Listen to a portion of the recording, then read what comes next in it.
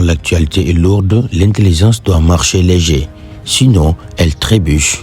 Bonjour à toutes et à tous, chers auditeurs, chers lecteurs invisibles mais fidèles. Bienvenue dans la revue de presse de ce jeudi 29 janvier 2026. Un Sénégal debout entre deuil, justice, tension politique et ferveur sportive. Installez-vous confortablement. On ouvre les journaux sans perdre le sourire, mais sans perdre le sens. C'est parti, et Tchinudem.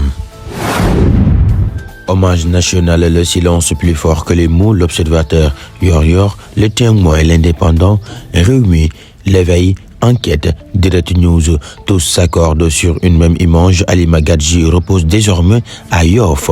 À 36 ans, l'étoile s'est éclipsée trop tôt. Les journaux décrivent une levée du corps déchirante, une foule silencieuse mais bouleversée et un pays qui pleure au-delà du cinéma, une femme, une dignité, une humanité. Que son âme repose en paix. Douce mais nécessaire, mais quand l'émotion s'apaise, la République reprend la parole. Aïtchenudem. En ce jour de Magal de Prokhane, Direct News Subatel, le témoin, le point info célèbre Sokhna Diarra Bousso, mère du mouridisme, symbole de foi, d'obéissance et de transmission. Les journaux rappellent son rôle fondateur, son exemplarité féminine dans l'histoire religieuse et la centralité de Prokhane dans la spiritualité sénégalaise. Et quand la foi rassemble, la politique, elle divise souvent. Aïtchenudem.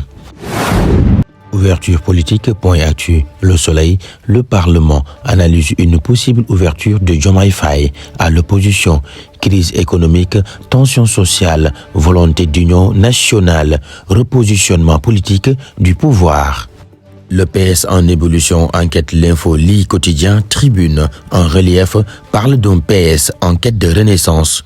Le manifeste d'Undal PS sonne comme un cri. Le parti peut vaciller, mais il ne doit pas tomber.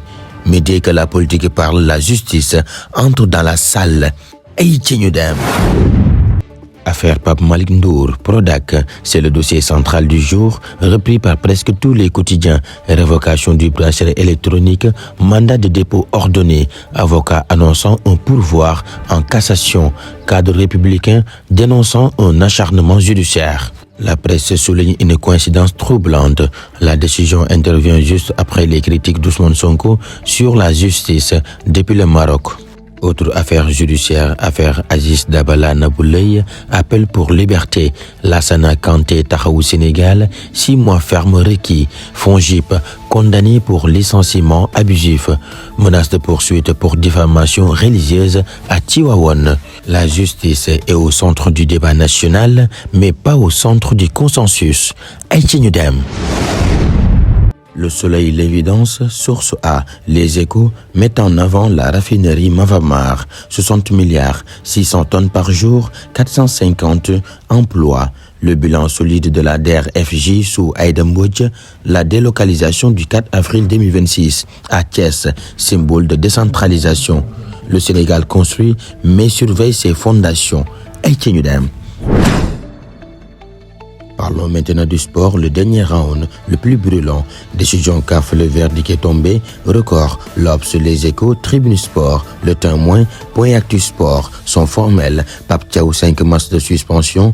Iliman Ndiaye et Ismaïla Sarr, 2 matchs chacun. Fédération sénégalaise de football, plus de $600 000 d'amende. Potelo. Le Maroc, débouté de sa demande de défaite du Sénégal. Oui, sur le terrain, sanction. Dans les cœurs, solidarité avec les Lions. Enfin, mesdames et messieurs, ce jeudi 29 janvier 2026 nous dit une chose simple. Le Sénégal pleure, le Sénégal débat, le Sénégal juge, le Sénégal construit et le Sénégal encourage ses Lions, même sanctionnés, jamais abandonnés.